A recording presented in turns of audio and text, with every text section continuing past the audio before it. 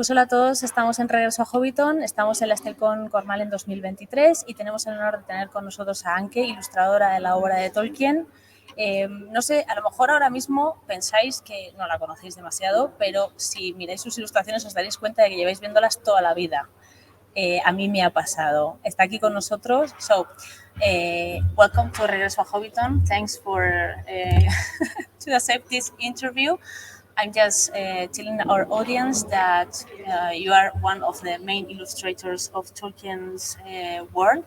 And I think that a lot of people know your work, even if they don't realize that are your illustrations, but they are used to watch it all the time. And the first question I have for you is how you start to be an illustrator, how you discover your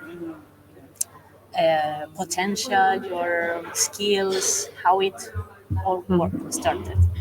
Okay. I guess I've always liked to draw, and from an early age, I drew pictures inspired by the stories I was reading.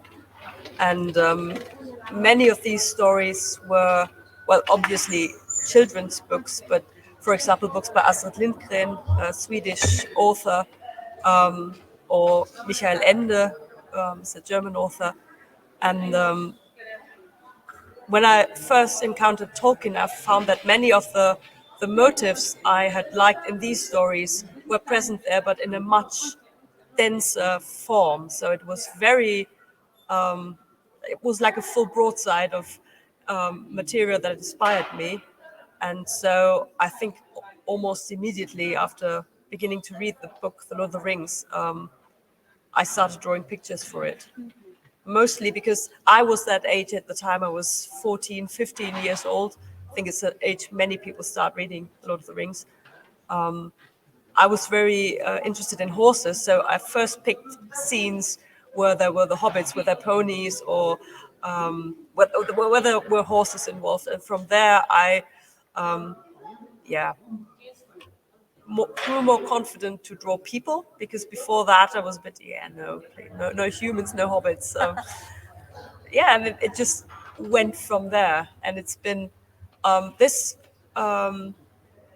Boxing Day, so second day of Christmas, it'll be, to do a quick count, 32 years since I first started. But since I first encountered The Lord of the Rings in the form of the Bakshi film, and almost immediately afterwards, I think in January 1992, I started reading The Lord of the Rings, and the pictures came immediately afterwards, or during that time. I see. Sorry. Can I ask you about your technique? What do you use? If you ever use digital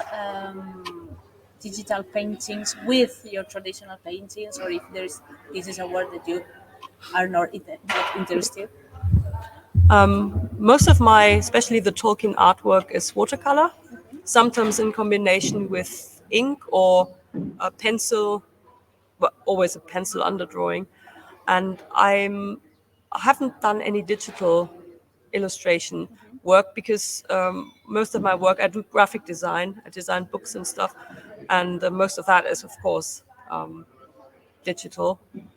But with illustrations, I really like the materiality of watercolor, because you can't, I think that's something Alan Lee said also, because you can't really control it fully. With watercolor, you have a bit of coincidence where water and paper and everything and color pigment do what they like, and I really like that aspect of it. And also,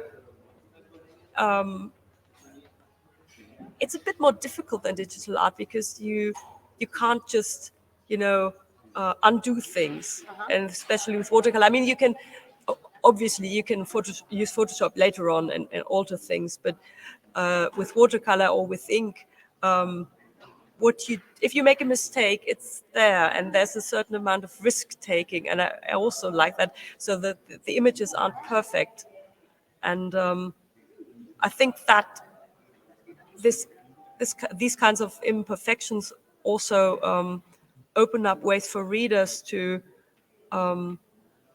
get more involved with the art. If the art is too perfect or looks too perfect, if it's really photorealistic. At least that's my the way I see illustration, or what appeals to me in illustration. If the art is too perfect on the outside, I often have troubles with it, because if there's something they didn't get quite right, for example, depict a character in a way that doesn't match my imagination, I find it harder to bridge that gap between a very perfect looking illustration and the mistakes. And if the illustration is not perfect technically, it's more, I think it doesn't clash as much with the reader's imagination. It leaves more space for them to accept it as some kind of, or some interpretation of the source material, and still keep their own images in their head.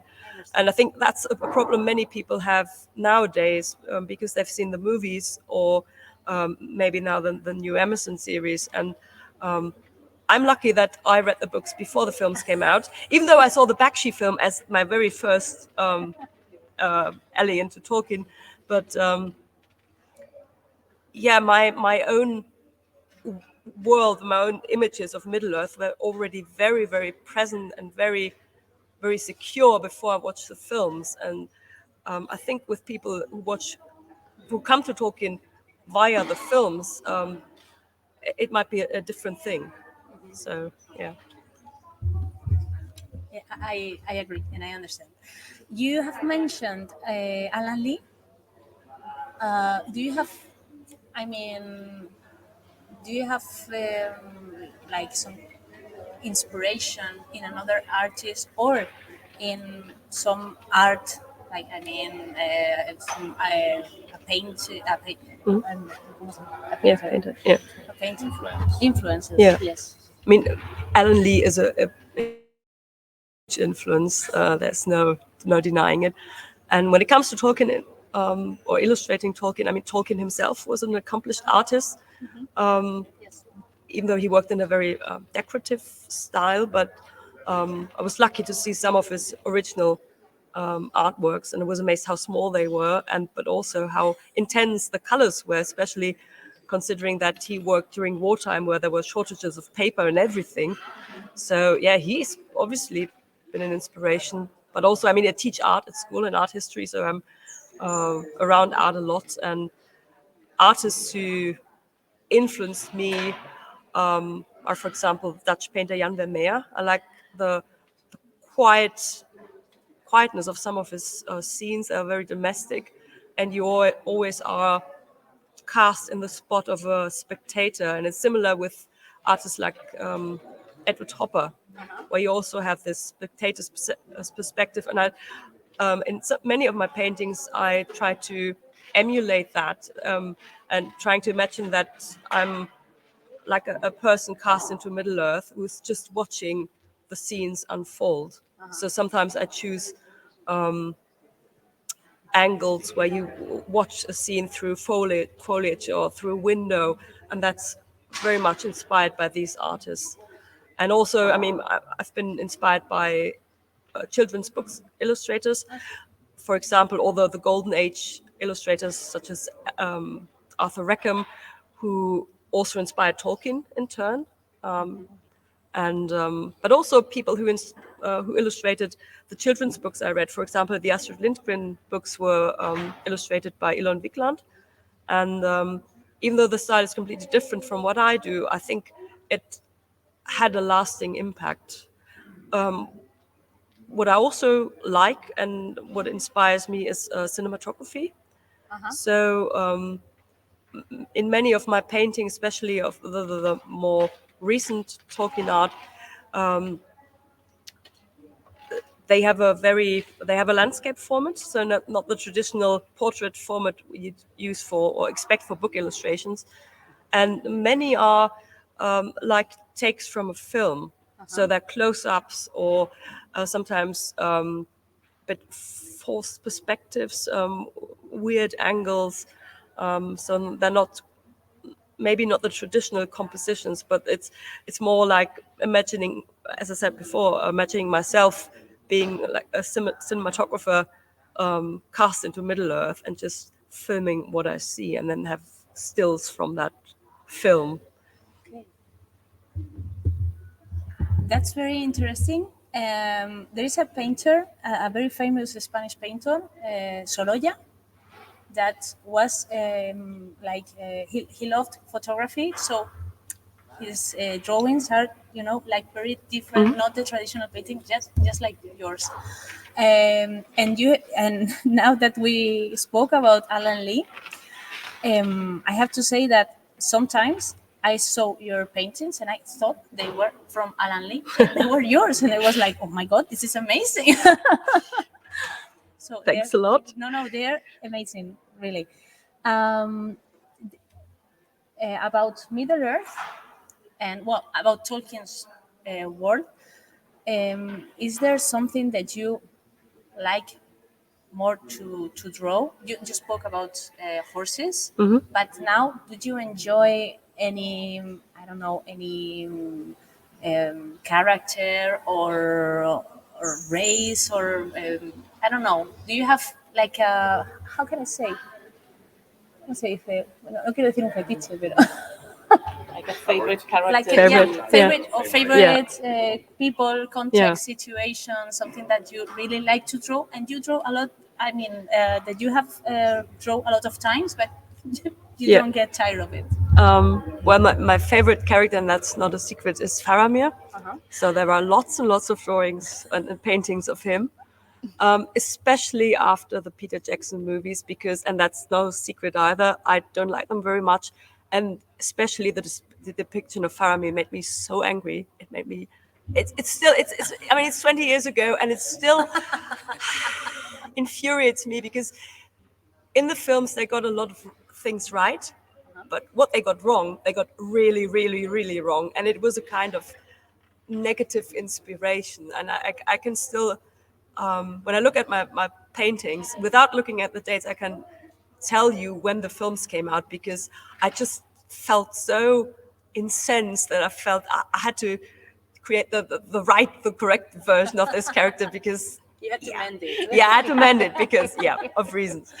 And apart from that, I think most of my art is inspired by the Lord of the Rings, even though I have done works inspired by stories from the Silmarillion or unfinished tales. And many of my artworks depict scenes that few other artists have done. So I haven't really done the big ones, for example, the Balrog or Eowyn fighting the Lord of the Nazgul. But it's more, I'm one of the few persons who has drawn the fox, for example. So many people are like, what fox? But yeah, there is a fox in the Lord of the Rings. So yeah.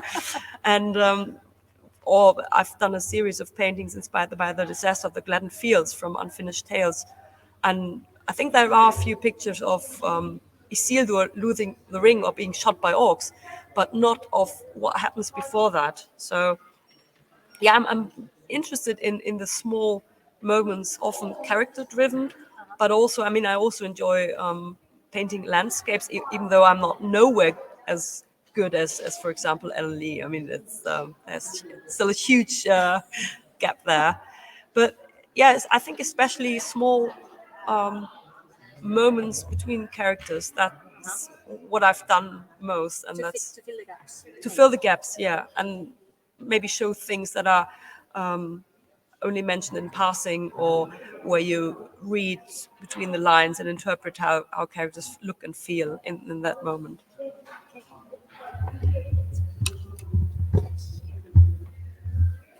Are you interested on drawing other Tolkien, I don't know, books?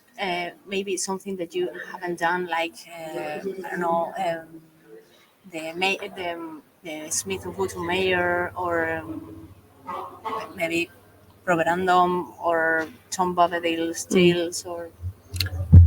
Well, You can say no. yeah. It's Well, okay. I've read them, but they haven't inspired me the way the Middle Earth based books do.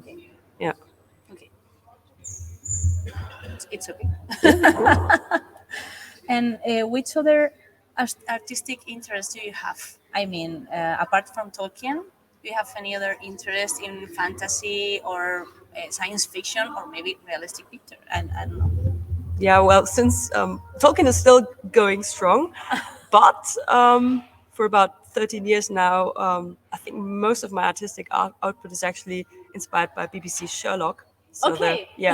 so yeah, Something we can understand. yeah. So I've become a bit of a Sherlock fangirl, and with everything that involves. So that's my big second fandom, and it's quite interesting because it's a different way of drawing. I mean, I draw a lot of again pictures inspired by stories, fan fiction, either my own or by other people, and it's made me write more. I did a bit of Tolkien fan fiction in the day, mostly in combination or association with other people on message boards. Those were the days.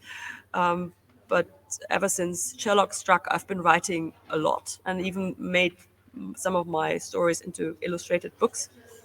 And yeah, it's different because there you have pictures of actors that you can use. And I think what did, it helped me draw more realistic looking people. So that's been a learning curve. And also maybe casting me a bit out of my comfort zone. So when I create Sherlock fan art and it's set in London, I have to draw lots of architecture. I have to draw cars and stuff, which obviously you get architecture if you want to in Tolkien, but not as much and maybe not as well. It is realistic in Tolkien too, but it's different, yeah. And you have to branch out, and I quite like the challenge. And also with Tolkien, I've done these past 2 years. I've illustrated 2 books for a Spanish publisher in association with Martin Simonson. And there I had a list of one of the books is about the Second Age, and the other is about places in Middle Earth. And they give me a list of topics, and some of these topics, for example, for the Second Age book, there was stuff about Numenor and places and scenes I'd never considered before. So, for example, involving ships and stuff. And for me, that was I really loved the challenge because it meant more research and also trying out new things, even in the context of Middle Earth. For example, for the book Places, I think it's called Places in Ada. Don't know the Spanish title, and it also contained quite a lot of places linked to the Hobbit, like Beorn's house and Lake Town and stuff like that, which I hadn't really done before. So that was great too, to revisit Middle Earth, but in areas where I hadn't really created art for before.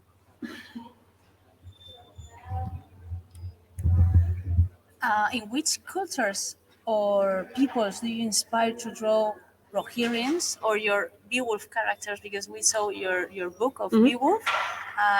Where did you get your inspiration for that?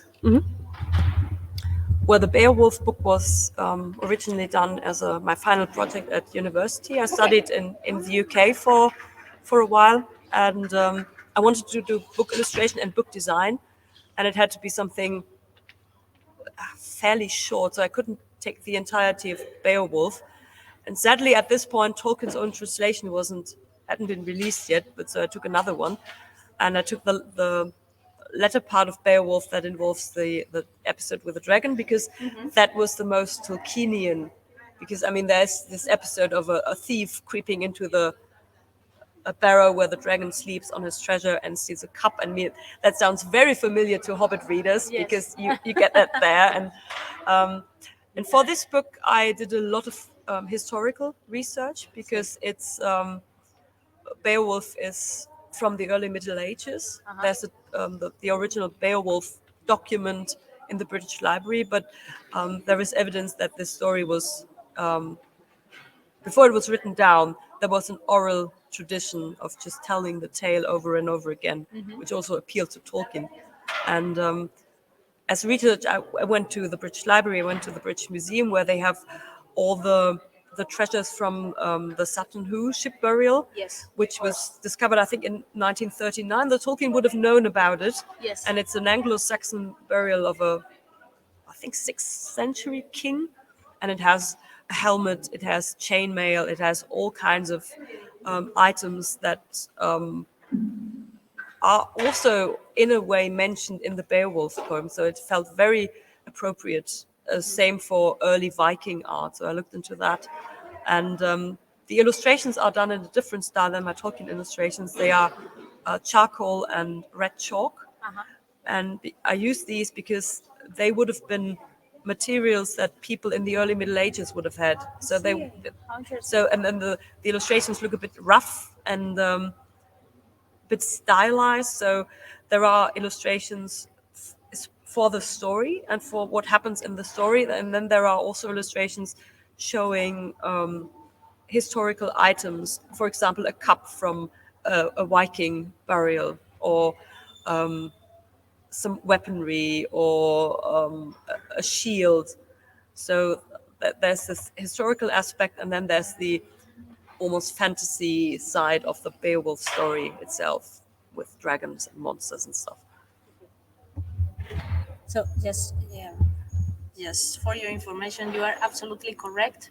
We have here a colleague at the Spanish Tolkien Society who made a conference about Saturn, and apparently Tolkien knew about this because he changed the text about Turin's helmet before and after he knew about Saturn. So that's absolutely correct. So I think we are going to finish now because it was amazing to interview you. Thank you for doing this for us. And do you want to tell us about your, before you go, do you want to tell us something about your future projects, or what can expect, what we can expect from you in the future? Yeah. Well, as for Tolkien, I'm open to everything. I have a few commissions that I will do. For example, a member of the German Tolkien Society commissioned a painting about the making of Thror's map. So that's another scene I haven't really seen anywhere done before.